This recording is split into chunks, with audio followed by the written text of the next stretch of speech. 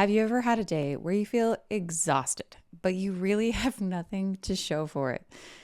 You didn't get a lot done. You feel like maybe you don't even deserve a rest. You didn't even work for this, and yet you feel totally burnt out. Or maybe you're staring at your laptop screen with no gas left in the tank, and you're like, you got to just push through. You've got to just push through. This is the only way to get to your goals. I've totally been there before. I feel you. At my core, I feel you. And today we are talking all about this. We're going to talk about what your energy slumps actually mean and why they're an incredible signal for you, not a weakness. Hi, I'm Amber. I'm a performance coach for enterprise tech sellers. I help with mindset and productivity to help you perform at your very best while getting 2 hours back in your day. I also created the work like you work out process so that you can perform without burning out. If you've ever felt guilty for needing a break, this episode is going to really help you to break out of that and work in a way that works best for you. By the end of this episode, you'll discover why slumps are not a personal flaw. They're actually just feedback. And you'll walk away with simple tools that you can use to decode what your brain is trying to tell you so that you can design a workday that actually works for you and not against you. Okay, so first of all, let's just normalize slumps. Slumps are a natural occurrence in nature. They're not a problem, actually. I know they feel horrible, they suck to go through, but here's what I always remind myself. Everything in nature has cycles. Everything in nature has growth cycles, and everything in nature has decay cycles. And humans are part of that as well. I remember hearing about this creativity cycle that made so much sense to me. At the top of the cycle, you're feeling super creative. You feel like you have all the ideas, all the excitement, all the enthusiasm, and you're building. And then you go through the cycle and you start to feel a little bit burned out and a little bit uninterested and a little bit blah. And just like, I don't even want to do this anymore. And now you're at the bottom of the cycle where it feels all like just decay and you're uninterested, you're burnt out, you're not enthusiastic about it at all anymore. And then the cycle changes a little bit and you start getting a little bit curious and you start like, well, I don't know, maybe I could experiment with that. And then all of a sudden you're back at the top of the cycle feeling so excited and curious and excited and enthusiastic and ready to build again and all the creativity. When I heard about this cycle, I was like, oh, thank heavens. I'm not the only one. And the best advice that I got was when you're at the top of the cycle and you're feeling super creative and productive and enthusiastic, capture as much as you possibly can for your future self who's inevitably going to be at the bottom of that cycle. There's going to be a version of you that's like blah and not interested and totally checked out and wants to do anything but that. And then you're going to build back up and you're going to get creative again. And it's a cycle. What I learned for myself is that I was keeping myself stuck in the bottom of the blah, the meh, the uninterested part of the cycle because I was beating myself up for feeling that way. I was like, what's wrong with me for feeling this way? What's wrong with me for not feeling creative, for not feeling enthusiastic, for not feeling interested in doing any of this? There's obviously a flaw that I have. And once I accepted that this is just a cycle, not only did I start doing a favor for my future self when I was at the top part of the cycle, I'm feeling super enthusiastic, super creative, and I would capture all my ideas so that I had a whole bank of them to use by the time I got to the bottom of the cycle. But also, I was able to get myself out of the bottom of that cycle more quickly because I stopped resisting it. I'd be like, oh, here we are. We're feeling completely disconnected, completely uninterested, and this is not a problem, actually. Everything in nature goes through growth and decay, growth and decay, growth and decay, and I am not exempt from that. Interestingly, the only things in nature that people can point to that just continue to grow is something like cancer. So just accept that you're a normal human that goes through growth and decay, growth and decay, growth and decay, and that's how it's supposed to happen.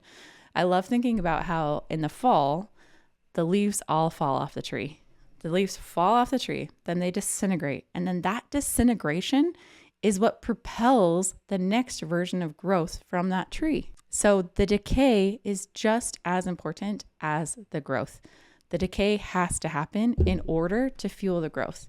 And once you accept that and you start to notice where you are in the cycle, are you in a growing part of the cycle or are you decaying? Once you start to accept that, you can start to normalize the decay You can stop resisting the decay. You can accept the decay, and you can just take really good care of yourself. Of like, okay, I'm decaying right now. So what am I going to do about it? How am I going to take care of myself? How can I support myself and give myself what I need in this decay so that I don't resist it and I get out of it sooner, and then I'm back to the creativity part. If you're having a really hard time accepting that and you're like, no, Amber, I can't give myself a break. I can't give myself time off. That's not okay. That's not acceptable. That's not who I am. We're going to talk more about that. But one strategy that I like to use is I like to define the minimum baseline. What is the very minimum that I need to get done to keep the lights on? We're not talking about like thriving personal bests. We're talking about like, we're keeping the lights on, we're getting it done, we're doing the minimum baseline, and then we're spending the rest of the time to rest and recover so that we can get back sooner. Which leads me to point number 2. There are different kinds of slumps, and each slump gives you different kinds of intel about what's happening. So I like to think about enterprise and strategic sellers as kind of the pro athletes of the corporate world. You can hate me for saying that, but I think it's a really interesting way to think about it. If you think about yourself as a professional athlete, you need to be very, very strategic about how you rest. Imagine an NBA player who just practiced nonstop. They worked out all day, every single day, then went to their games. They would be wiped out. They would be injured all the time. They would be exhausted. There's no way that they would be able to perform at their best. So instead, if you look at all the professional athletes, most of them have a napping routine. Most of them take a nap every single day. Rest is just as important in their strategy as exercise is. And I want you to consider that as well. In those times when you're feeling down, when you're feeling worn out, when you're feeling burnt out, give yourself rest. It's literally one of the most important parts of your strategy. Because when you allow yourself to rest, that means that when you are performing, when you're on the field, you are at your best. You have the most energy that you can bring. You have the most enthusiasm, the most creativity that you can bring, and you'll get more done in less time. So I remember going through this. I was going through a time where I was trying to really tune into my emotions, trying to figure out what was happening. I was really trying to build my EQ, and I was trying to really narrow in on exactly the feeling that I was feeling. And there was this time where I just felt tired, but I was like, it's not a physical exhaustion. It's not like I could go sleep and I would feel so much better. And I was really trying to figure it out. And I was like, you know what it is? It's weary. And I realized when I put that name on it, I was like, this is not a physical exhaustion that I can sleep off. This is like a mental, emotional exhaustion. And once I was able to name it, I was able to take action on it and resolve that problem. So I want you to notice for yourself the different kinds of slumps that you might find yourself in. I'm cracking up because I've never used the word slump so many times in a single conversation. It's kind of fun. Okay, so here are a bunch of different kinds of slumps. Maybe one slump you're in is you just feel overwhelmed.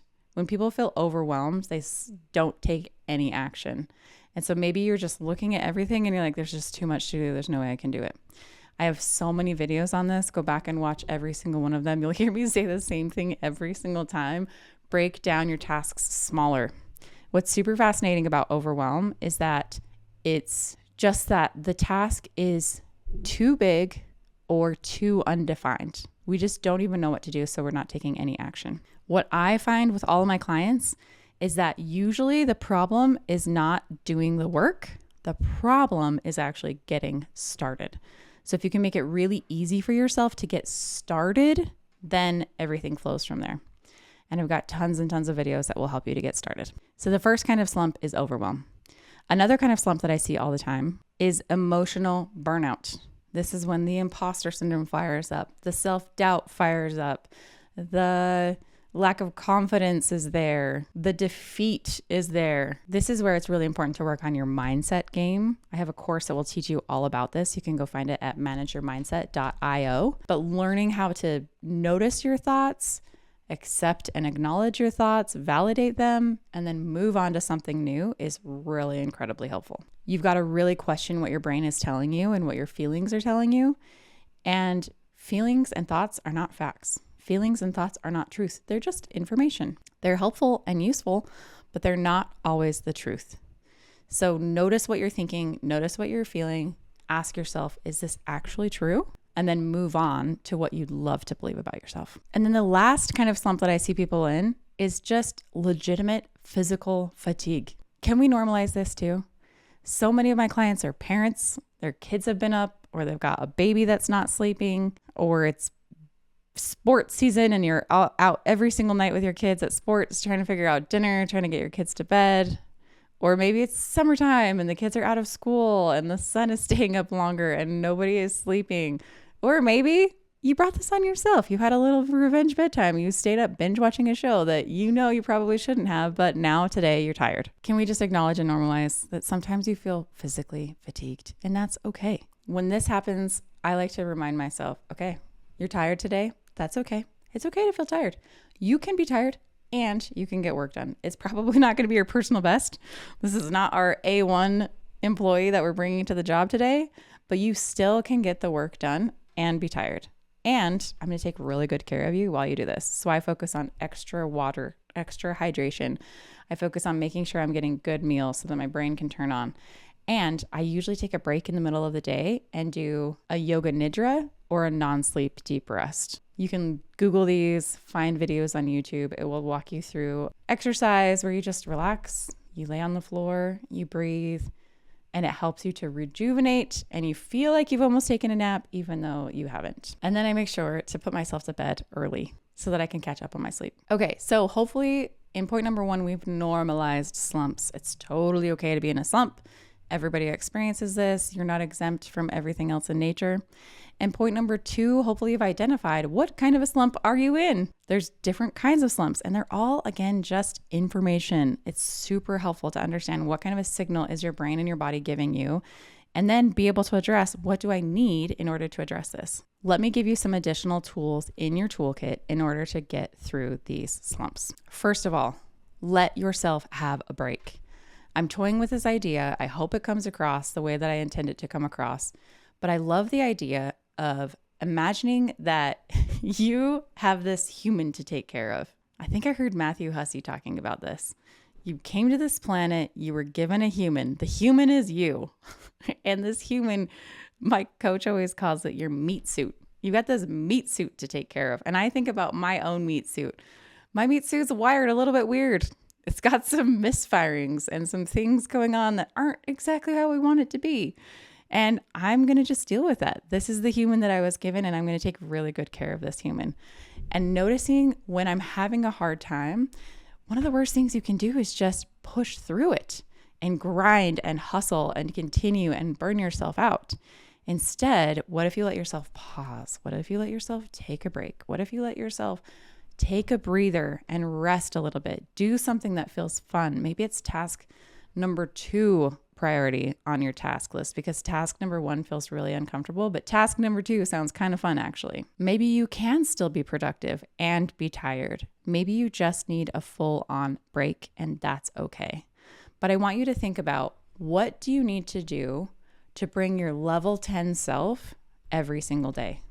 And sometimes that level 10 self may show up for 10 minutes. Sometimes that level 10 self is there for 5 hours. But what can you do to take really good care of yourself so that at some point in the day, you're bringing your most enthusiastic, most productive version of yourself? And this can only happen through having compassion and self-care for yourself. Giving yourself what you need, giving yourself the breaks you need, giving yourself the water you need, giving yourself the fuel you'll need, giving yourself the sleep that you need, but bringing that level 10 self to your workday. Next, if you're feeling overwhelmed, have you heard me say this before? Please break down your tasks smaller. It's the easiest way to get done. All you're working on is getting started. If you can just make it easier for yourself to get started, that momentum will carry you and you'll be able to finish. And then lastly, you may be exhausted because you're not working in a way that's aligned with your internal blueprint of how you get work done best. This is where my work like you work out process comes in.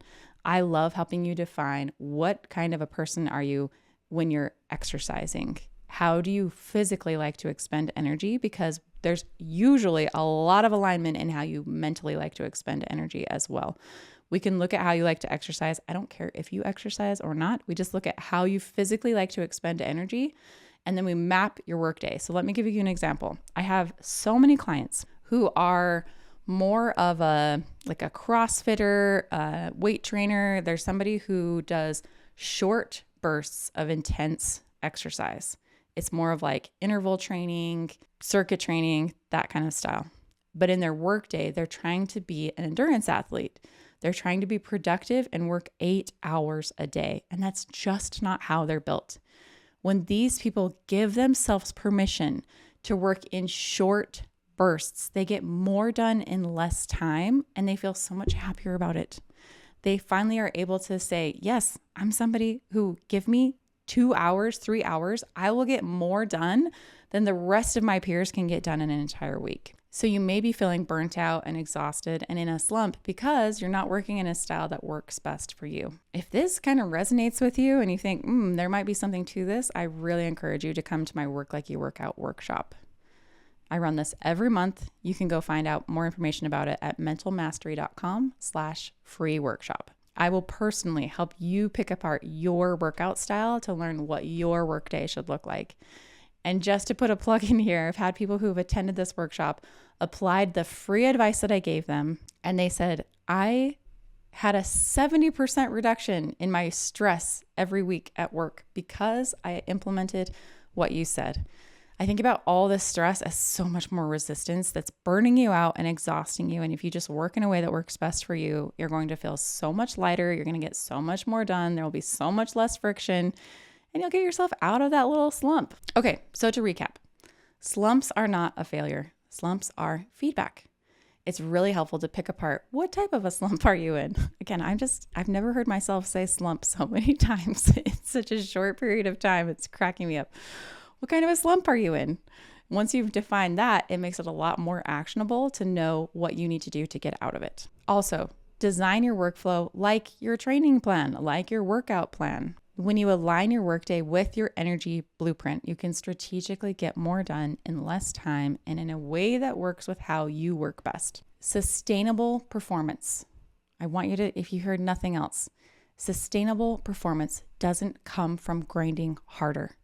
It comes with being smarter about who you are, accepting your quirks, accepting your flaws, maximizing for your strengths, and being strategic about how you operate in your day. Once you do that, you remove so much resistance, you remove so much of the energy drain, and work starts becoming fun again. It becomes sustainable. It becomes something that you can do for a longer period of time and you enjoy it. No matter if this is something that you want to do for a longer period of time, you owe it to yourself to figure out how to do this in a way that you really enjoy. You can use those same tools and take them with whatever it is you want to do after you're an enterprise seller, but you owe it to yourself to at least enjoy this and have as much fun as possible. I hope this helped you reframe the way you think about slumps. I hope you enjoyed the number of times that you got to hear slump today. And if you liked this, please like, subscribe, rate, and review. It's so helpful. Share it with a friend if there's a friend that you feel like could use this information. And I can't wait to see you in the next video.